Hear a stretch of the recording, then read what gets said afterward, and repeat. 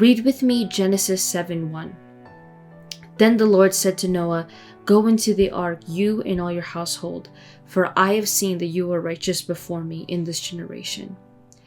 So we have now entered that part of the story where Noah is about to receive the final instructions from the Lord. So far, what has happened is that God is going to bring a flood to destroy all life. But what he mentions in Genesis 6:17-18 is that he will establish a covenant with Noah and his family. So then we arrive at Genesis 7.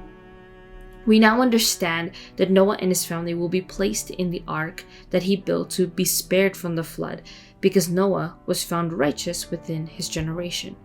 Now let's ask some questions.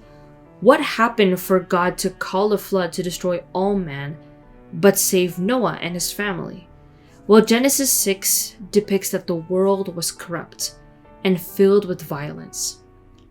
What is most notable is that the corruption of man was not just external. The heart, thoughts, and intentions of man were corrupt. Now remember that God has set a purpose for his image to cover the earth. But by Genesis 7, man's condition was completely corrupt. As disheartening as that sounds, God, in his great love for us, would not allow for his wonderful creation to self-destruct. And just as he is our perfect judge, he will not leave without bringing justice, and he will make things right simply because his purpose will not be thwarted.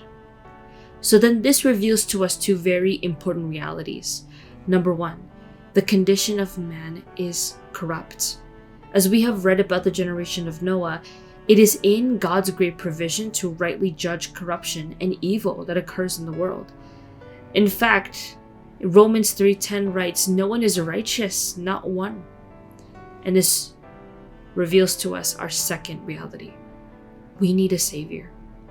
I think we ought to consider that God brought Noah and used Noah to bring renewal for the human race. Noah's righteousness amongst the corrupt generation would parallel into the gospel story. Jesus would be our salvation.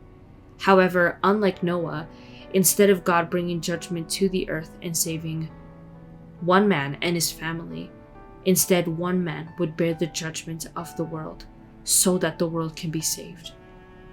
Since Jesus was God himself, and God found much favor in his Son, who was perfect in every way, and took on flesh, and by Jesus' sacrifice we might become the righteousness of God.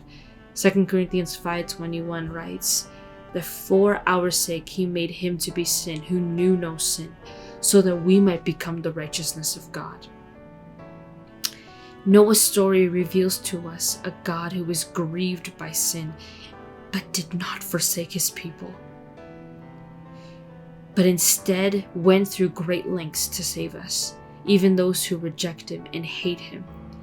God would send his Son Jesus to bear the punishment that we were deserving of, so that we might be saved.